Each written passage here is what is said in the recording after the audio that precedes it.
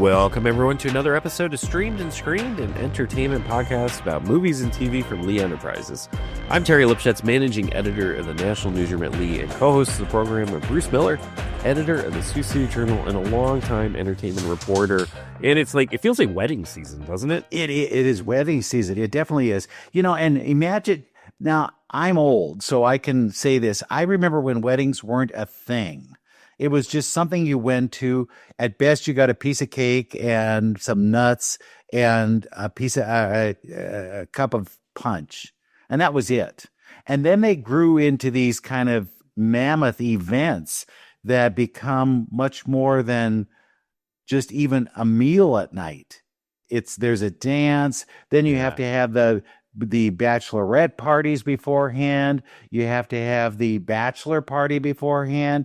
You have to have maybe a destination wedding where you have other events that you go to. I have friends right now who are in Iceland for a destination wedding. Holy cow. That's quite a destination. Right. And you think, what can we do there? Is there a lot to do? And I guess they are. They're doing a lot of fun things. Wedding season has changed. When you look back at wedding movies, do you have favorites?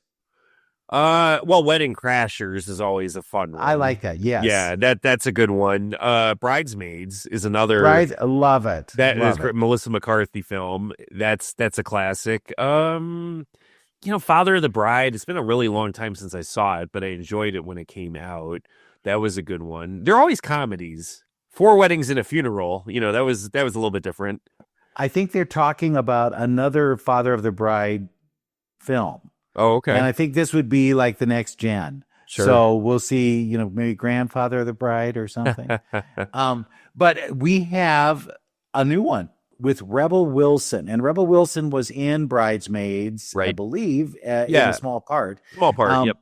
But now she's the maid of honor. The movie is called Bride Hard. And she's with her Pitch Perfect friend, Anna Camp, who plays the bride. And the two of them, it's one of those over-the-top weddings. They even got Divine Joy Randolph, who just won the Oscar a couple of years ago, as one of the other bridesmaids. So there's a lineup of them, and there are a lot of people in this film. And then there's trouble that happens. I said, whenever you see Stephen Dorff show up, there's trouble. Yes. So Stephen Dorff shows up in this film. Am I spoiling anything by saying? Maybe not. Rebel plays also a secret agent. She's a spy. Yes. And so she has neglected all of her duties as the maid of honor.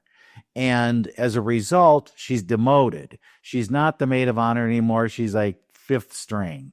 And she has to then go to the wedding because something is not right. She hears that there might be something going down. And sure enough, she's got to try and solve a crime while the wedding goes on. And the title is sort of a play off of course, Die Hard. I mean, right. It's, obviously Bruce Willis wasn't really a secret agent in Die Hard. He was a cop, but he was put in extraordinary circumstances. And I think that's kind of the theme here is that Rebel Wilson is put into an extraordinary circumstance and she has to bride hard to get out of it. Yeah. And she does. It's a lot of action sequences for her. Yeah. She said, I had great stunt people, so that's good. But I got a chance to talk to Rebel and Anna Camp. They were together. And interestingly, Rebel talked about her own wedding, which was in 2024. And I didn't think she would. And she talked about how that differed from the wedding that she's in this.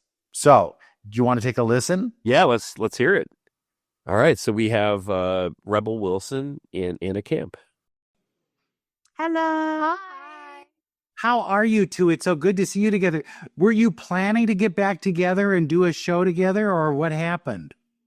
Well, I mean, I think Anna is one of the world's best actresses. So anytime, I actually thought maybe we would do a Broadway play together at some point. Because we're both stage actresses. Mm-hmm. But I just always knew after the Pitch Perfect and having a blast on 7 years of doing Pitch Perfect movies, I always knew I wanted to do something else with Anna. And so when this opportunity came up and we needed like a bride tribe, I guess you'd call, or squad of girls, I just knew I wanted to have Anna as part of it. And then as soon as I got sent the script and I saw that she was playing Sam, I was like, I have to play Betsy because I feel like our friendship will just like translate on screen just as the way it does off screen. Yeah, and you were right. You were right about that. I thought you don't want to play the bitchy one. I didn't. I wanted to play Betsy. It's something within spoke to my soul. Yeah. You know?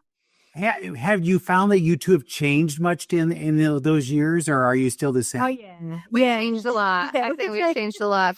But she's always been like, I think I connected with her really one of the best on the first Pitch Perfect. Like we what did we do? We had dinner. Like the very first night we met in a cappella boot camp on Pitch Perfect 1, we went out to dinner. Yeah. And so we must have had some kind of connection or bond from that very first day, which was awesome. I've always felt like she was very funny, and I've just respected her talent and her comic genius that she is. So definitely, but it's just so nice to see her now. She's married. She has like a family. It's just beautiful. Yeah. You didn't think, though, this is a scene stealer. I got to watch out for her. Oh, it was okay. So before we met on Pitch Perfect, we actually met once before. We did. Where we tested against each other for a television pilot. Yes. And it was Anna Camp, me, and a lovely actress called Melissa Rosh. Right. Yes. Yeah, she booked it. We didn't book it. Yeah, so we both... Oh, did Young Shelda, or what was the show? It was to be an assistant to Deborah Messing's character, and I don't think that the television show ever aired, but I saw her, and as soon as she came in the room, I said, she's going to get it. I felt like Anna thought I was going to get it, and then I thought I'd seen Anna on True Blood, and I was like, she's going to get it. Like, she's a famous actress. Like, she's going to get it. Nope. None of us thought Melissa got it. And then she got it. Yeah. Well, okay, now when you see something like this, those big weddings, are you a fan of them, or are you like, oh, God, no? I like weddings. I love going to them. I always end up crying. I like having all of the free champagne, the food, and I love love, and I love celebrating people's love. So I'm always down for a big wedding. Oh my God, the food at my wedding was insane in Italy. It was so beautiful.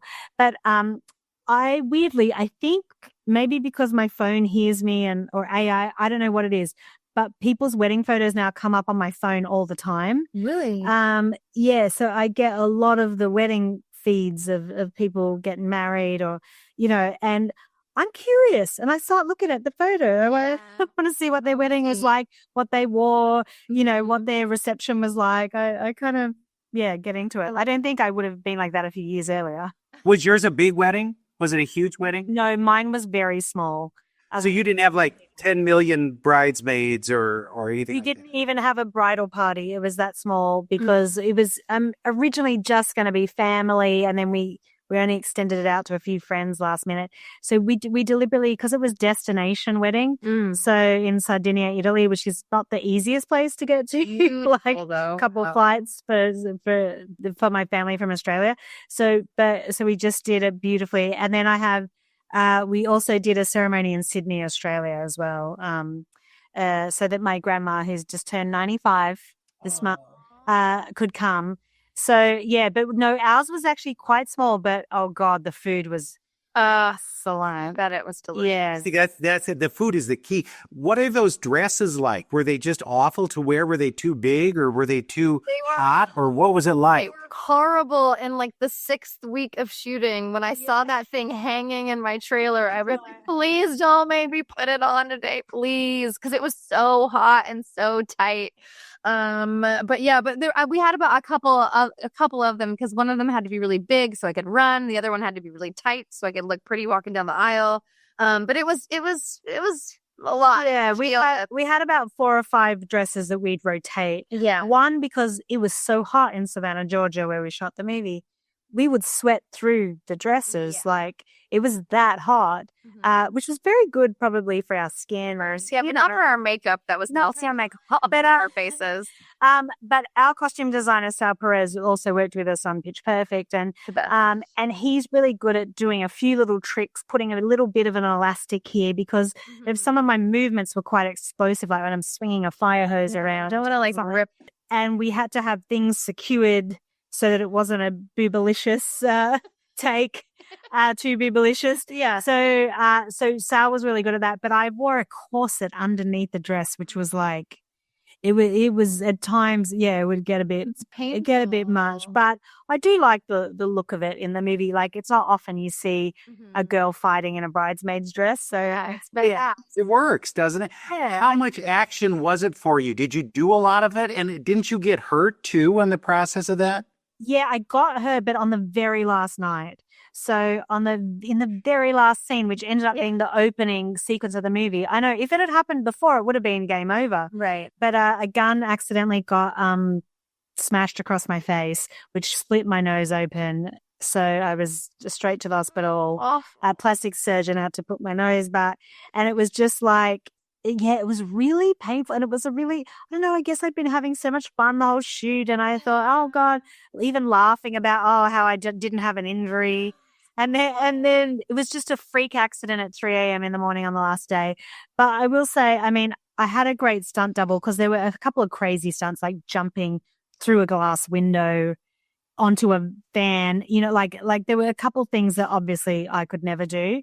But the fight choreography, I really enjoyed doing all the fights and learning all that. And did you get to ride on that thing, or was that like, no? We rode on that. Yeah, we rode on that a bit, on the hovercraft. On the hovercraft. It was attached to like a vehicle, so the vehicle was pulling us, but we definitely rode on it for a while, and it went fast. Yeah, it went fast. Remember going through the tent? Oh, yeah. And all of the like candy and chocolate and stuff was being thrown at us. Yeah, that was fun. What is that home like? Is it just incredible or beautiful? Oh my God, no, that house was absolutely stunning, and it was like right on the marsh in Savannah, Georgia. So they were being so hot, it was stunning. They weirdly filmed Forrest Gump there as well. The scene where he's running through cheese. That's the same place. It's really cool. Okay. So what lessons can we learn from this movie about weddings? Are there any? I mean, mine is, don't invite Stephen Dorff to anything. That's he might screw up your wedding. Yeah. I think the good takeaway from this movie is that to have supportive bridesmaids and the supportive team, around the bride and just it's really themes about friendship and loyalty in this movie. And I think that's a really nice. You can't pull off a wedding by yourself. You need a crew of people, and you need your friends around you to support you through everything. And I hope that people see this and they just are inspired, and like they want to reach out to their girlfriends and say, "Come on, let's go see Bride Hard together and have a good laugh." Does the maid of honor though always have to do so much, or was that to? I never want that job. Some people I know don't want to be asked. Some people are like, I don't want the job. Like, it's too much pressure. And I understand that. I've never been a maid of honor. Should you have to buy gifts for everything, though, too? That's the other thing I would be like. You don't really have to, but you're normally responsible for doing the bachelorette party. Yeah. And for a lot of key things for the wedding. Like, you are, the maid of honor is a lot. It is a lot. That is briding hard, right? Yeah. And Rebel, I got to tell you, I think you could be the next ballerina. I think John Wick needs to find a different one because some of those moves you had, ballerina, here we are. Oh, thank you. I mean, it's rare to put. I try to put a bit of comedy into the action as well. But I really enjoyed doing it. I mean, it was great cardio. It was almost like I didn't have to go to the gym that day because I was fighting someone on set. Yeah, and free exercise is kind of. Or getting paid to getting paid to exercise and burning calories while you're killing. Was great, but I really liked all the different fights I got to do in this, and maybe I'll get to do some more. Maybe I can be a funny character in an action franchise. I think we're doing it. I think it's going to happen. Hey, thank you both. I appreciate it so much, and invite me to the next weddings. Okay, I'm invited. Bring a +1. Yeah, I will. Anna did give drink with us. Good. Yeah, or a toaster. No toasters. No toaster. Okay. Thank you so much. All right, Bruce, thanks for that interview.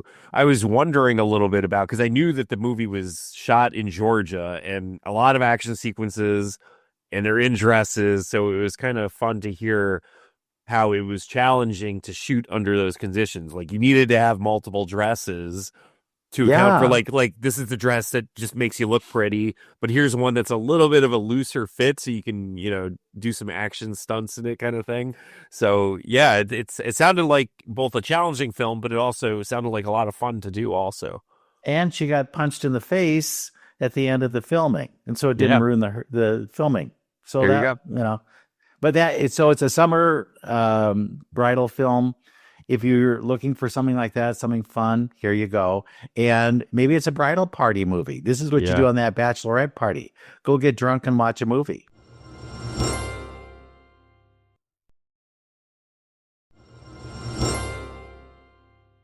Other things that have been kind of popping up recently is a documentary that debuted near the end of May, and I'm almost done with it. I haven't gotten quite to the end, but it's really a wonderful documentary from HBO. It's called Pee-wee as Himself, and it's so nice. I mean, it really brings you inside the life of Paul Rubens, and it shed some light on his life and coming up, and I found it really fascinating, some of the things, like, because all I really knew about Paul Rubens was pretty much as Pee Wee Herman, right? Right. I knew, obviously, to me, as somebody who, when the movie came out, I saw Pee Wee's Big Adventure and I loved it. And then as I got older, I learned that was actually just playing off of his stand-up routine. He had done this Pee Wee show as a stage production for many years. And then of course we know his downfall after during the TV show, the scandal. He rebounded a bit. He ended up on Murphy Brown. There's so many things, and he kind of had a comeback near the end. But it was really fascinating to learn more about his personal life. Like, it was interesting to hear who he went to college with. Like, he went to Peggy Bundy was his classmate, right? He stole some of Pee-wee-isms from a former boyfriend of his. Yeah. That and was you think, well, then wait a minute here. You didn't come up with all this crap. I know. It was so funny. He said, it's like his friend, his boyfriend, I think his name was Guy, right? And he said he would say these things when he'd eat really rich foods, like buttery, chocolatey. He's like, do you see where I got that from, right? It worked, right? It worked. It was so nice. And they also talk about how he could have been on Saturday Night Live. Yes. But then he looked in the room and said, he's the same type as I am, and he's got an in, and he's going to get the job. Gilbert Gottfried, right. But it was also interesting, too, because I didn't realize he came up with the Groundlings. So he was with Lorraine Newman. He was with Phil Hartman. I mean, obviously, Phil Hartman was an important part of his original performance, and he was part of Pee Wee's Playhouse, Captain Carl, right? And he co-wrote the Pee Wee's Big Adventure film. So you really, and that was before. I think all of that was before he ended up on SNL. So and they had a falling out too that never really was repaired, right? Which was too bad. But it's just if you're a fan of Paul Rubens, Pee Wee's Playhouse, Pee Wee's Big Adventure, you really have to check this out, because I think you gain some insight into somebody who is very private, and he had that alter ego. It connects the dots that we didn't know existed, right? Because you think Pee Wee just kind of sprung out of nowhere for most of us, right? And we didn't realize there was a lot of work that was put into this. Yeah, he could have been a very serious dramatic actor at one point. There are a lot of things where you think, well, I wonder why he chose that path. And then, like you mentioned, when he had the big kind of downfall, part of that was he had a kids show. And if you have a kids show and there's any kind of scandal and you don't know that somebody isn't trying to do him in, Yep. I'm not saying that there was, but it's just when it kind of, I don't know, came to light as to what happened, did it seem that heinous that he should be canceled? Right. But it was a kid's show. But the funny thing was, though, is if you go back to the origins, it wasn't a dirty show, but No, his it was a his, spoof actually of kids shows. right? But his initial performances were more, I would say, adult oriented. You know, you had those double entendre kind of things, like the Right. little some sexual innuendo here and there. But it wasn't dirty, but it wasn't like a kid's show either. But it kind of No. morphed into that because that's what his appeal could be. I had no idea he was on Letterman. He was like a regular on Letterman, just like, you know, so many stand-up comics were for Carson and others all the time. Yeah, he was in a lot of ways. He was, you know, like a Jerry Seinfeld had really broken through on Carson. Right. Pee Wee Herman broke through with Letterman in a lot of ways. So it was really fascinating to see that. So yeah, highly recommend. Definitely check it out if you haven't. You know, Amy Sedaris is in that same kind of pot, if you will, and she Right. showed up on Letterman a lot as one of his favorites. She has had this kind of very alternative career that you wonder, where will she be next? Because when she did Strangers with Candy, that was I think a real breakthrough for her. Yeah. And now on Broadway, Cola Scola, who's kind of a protege of Amy Sedaris, is doing that Mary Todd Lincoln show, Oh Mary, that he just won a Tony Award for. So it's weird how these people all kind of 6 degrees of separation. There is a relationship there that can bear fruit for another generation that maybe is ready for the comedy that wasn't ready for the comedy back in the day. Right. Yeah. But I watch any of the Pee Wee stuff now, it holds up. It does. It's very, very smart. Yeah. He was really a brilliant individual. You know, he could have gone in so many, as you said, he could have gone in so many different directions between drama, but he kind of moved into comedy and he kind of found his niche and had a great career for a long time. Unfortunately had that hiccup kind of for a while that sidelined him, but he had a nice comeback with Murphy Brown and it kind of brought him back. You look at people who are in theater or in, want a career in that, and you think, how does it happen? And you could see where he had a lot of rejection Right. early on. I mean, it was like, why are you even in this? You're going to be a cater waiter for the rest of your life. And it showed how his determination got him going, a spark of a good idea, and it got traction at the Groundlings, and it just went from there. And then he became a superstar. If people who don't know Pee Wee don't realize that at the time he was huge. I don't think there was a bigger film star at the time in that line of work, and then disappears. Right. So yeah, watch it. It's it's 2 parts. Right. And I think it could have been done in 1 part because I think 2 parts you're stretching it for me. Yeah. But I sat and watched all of it all at once, and I enjoyed learning what I learned. What else do you have going on before we wrap up? Well, I've been going to a lot of movies lately, real hither and yon. How to Train Your Dragon, which is a live action version, but very much like the original animated version. So if you are a fan of the original, I don't know that you need to see this one, Right. but the special effects are a little more special. And then I saw the Materialists, which is a Celine Song kind of rom-com, for lack of a better term, with Dakota Johnson, Chris Evans, and Pedro Pascal. And I'll tell you, I kept waiting for it to get off the dime. And she's a matchmaker, and Chris Evans is her former lover, who is an actor who he's like Pee Wee, can't get it off the dime and can't get it going, a career going. And Pedro is this big, rich kind of wheeler dealer, and they're all at a wedding at once. And she has to try and figure out, well, do I want to go with this guy or do I want to go with this other guy? And the thing that's a tipping point, I think, is stupid.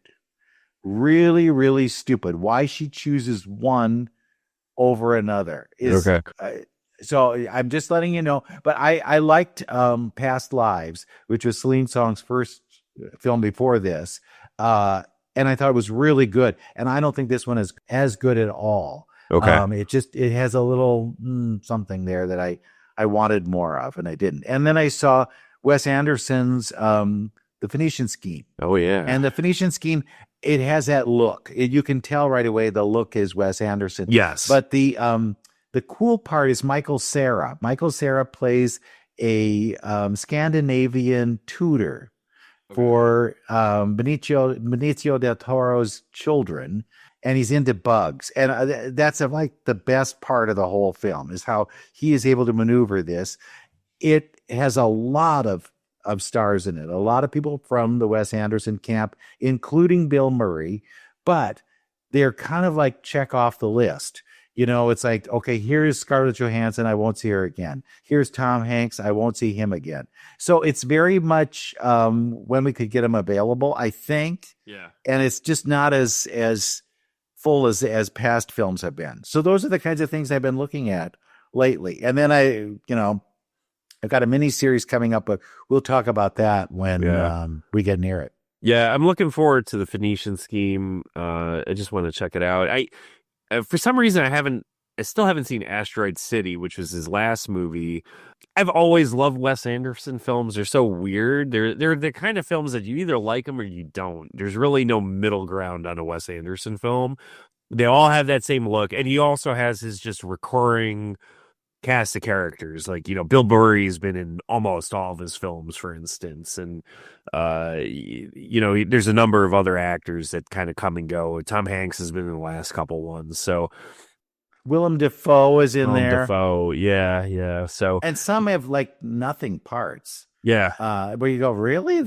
They gave up a day for that? Yeah. But that's his thing. He's got to be. I think he's one that we'll see they'll give him an honorary Oscar because it's so unique, or writing, or it might be something like a short subject because his vision is so different. But I don't know if it's for everybody. One other interesting thing with Wes Anderson, and it kind of ties into just the look of his movies and also that recurring cast of characters. There was somebody on YouTube, and I think it's called Curious Refuge, made a series of fake trailers to movies where it's Wes Anderson coming up with like a new spin on a classic movie. So it's like Star Wars by Wes Anderson, Lord of the Rings by Wes Anderson. And they did it in a way where it makes the actors look like they're these characters, like a Scarlett Johansson is Princess Leia kind of thing. And they're really fun to watch. So, if you want to take a spin down the road, look for some of these, like it's Avatar by Wes Anderson. And it's always like, Owen Wilson is always in one of these movies. Bill Murray is always something. I think like Bill Murray is like Gandalf in Lord of the Rings. They're a lot of fun to watch. So it's just, I think Wes Anderson is so well known for what he does and the collaborators he works with. It made for these spoofs to be a lot of fun. So check those out if you can. So then that might be your entry into the world of Wes Anderson. That's right. Exactly. All right. So a lot going on. A lot of movies. Go see Bride Hard. Check out the Pee Wee Herman documentary on HBO. We'll be talking Jaws in the next week, 50th anniversary. I just rewatched it with my family. Be ready. Boom, Be boom, ready. boom, boom, Do not boom, go into the... We're heading to Florida in a few weeks, and my kids do not want to go into the ocean. I'm like, why? It's perfectly safe. Don't go in the ocean. The sharks will most likely not eat you. That's all I know. Well, no, but this is what parents use to keep you out of the water. That's right. You stay close to the edge. Otherwise, the shark's going to get you. That's right. So stay near the shore. Don't go out too deep. All right. And we will be back again next week with another episode of Streamed and Screened.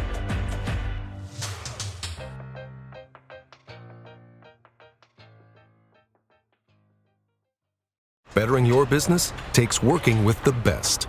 With the James Hardy Alliance, you gain access to leads, training, networking, and support from the #1 brand of siding in North America.